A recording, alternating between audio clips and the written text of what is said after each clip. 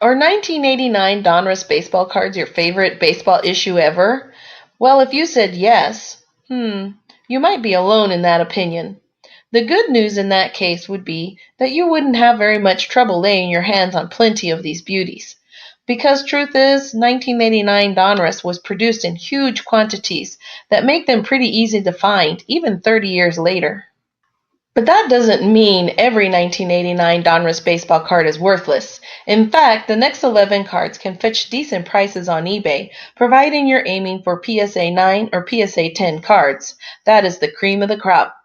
Without further ado then, here is the rundown of the most valuable 1989 Donruss baseball cards. Anytime you see the word Ken Griffey Jr.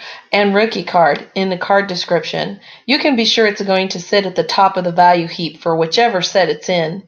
The 1989 Donruss Jr. rookie is certainly no exception.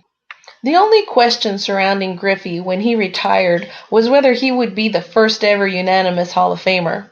The fact that he didn't quite clear that bar, even though Marino Rivera did in 2019, doesn't diminish Griffey's hobby cachet one whit. This card may not be the Upper Deck #1, but it's still an iconic hunk of junk wax cardboard. Love him or hate him, it's hard to deny the stats that Curt Schillingp put up during his major league career. 20 years, 216 146 record, 3.46 ERA, plus an 11.2, 2.23 ERA in the postseason. Oh, and he was a key member of that 2004 Boston Red Sox team that broke the curse of the Bambino. If you're more of a sabermetric sort, Schilling checks in with an ERA plus of 127 and 79.6 WAR, which lands him 27th all-time among starting pitchers according to the JAWS. All of that has Schilling looking like an eventual Hall of Famer, having collected 60.9% of the vote in his seventh shot at Cooperstown in 2019. And all of that makes this 1989 Donruss rookie card a popular piece, despite grumbling about Schilling's attitude, his post-career shenanigans, and the flood of 1989s that still washes over the hobby.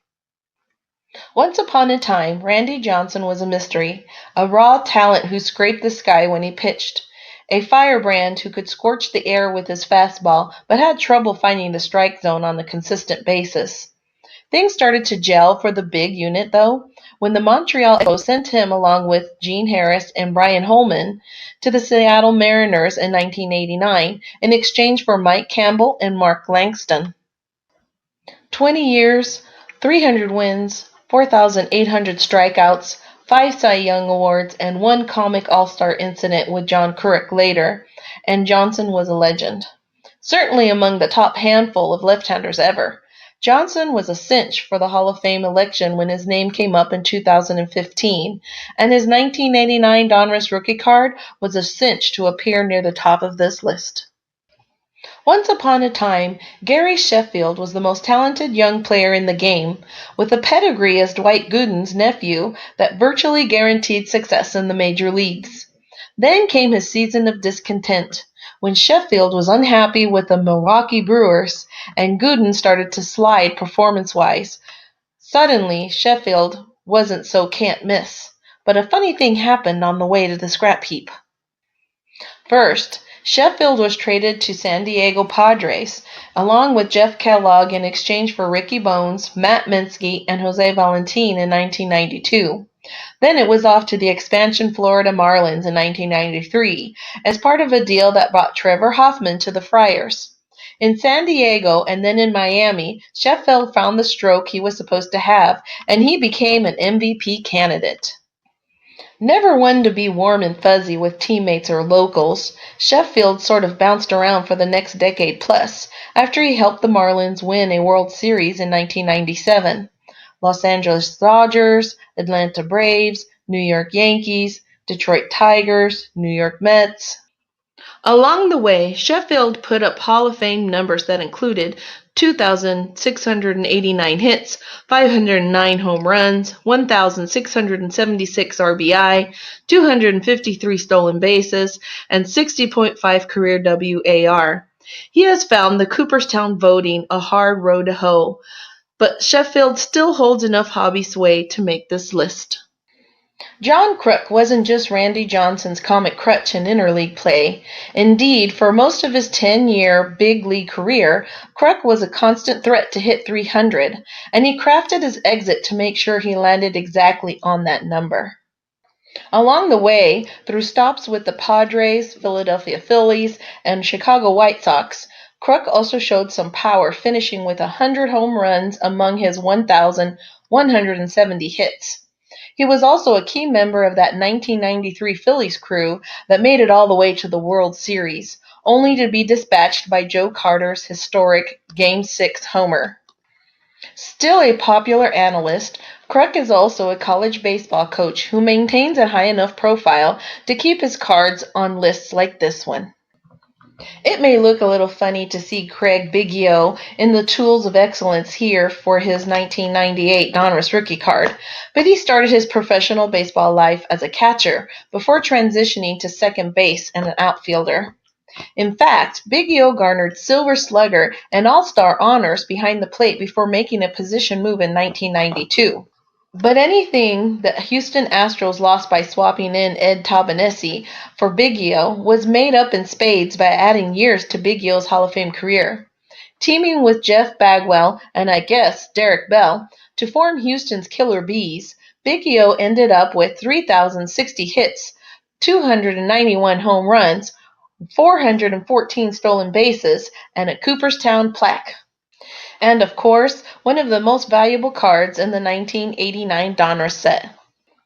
It's true that Don Mattingly's best baseball days as a player were behind him by 1989, but he did manage to play a full season that summer and rebound in his offensive performance a bit from what was considered a down year in 1988.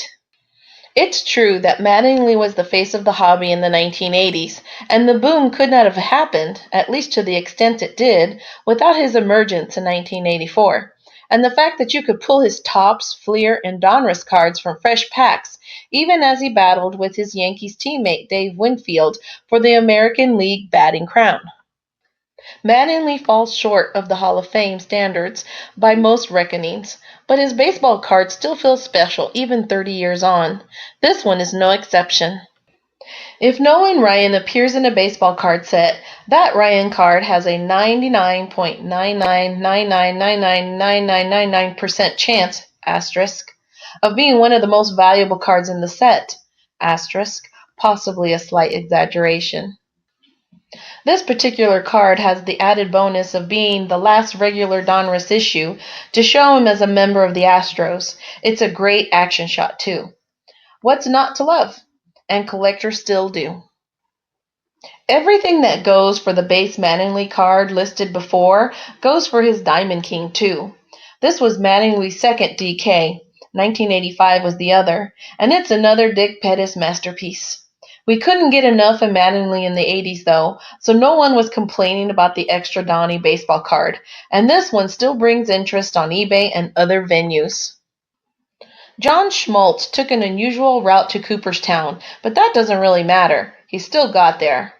One of the original members of the Atlanta Braves' vaulted rotation of the 1990s, Smoltz didn't find the full-blown success of his teammates like Tom Glavine, Steve Avery, or Greg Maddux right away, but he did finally nab his own Cy Young Award in 1996 at the age of 29. By 2000, though, the flamethrower had blown out his elbow and required Tommy John surgery, then came back in 2001 as a reliever. After 3+ seasons as a lockdown closer, Smoltz returned to the Braves rotation before finishing out his career with the Boston Red Sox and the St. Louis Cardinals, one season each. In the end, Smoltz ended with an unusual but stellar line of 213 and 155, 3.33 ERA, 154 saves, and 3,084 strikeouts. An amazing Hall of Fame resume that bumps his rookie card towards the top of its list, value-wise.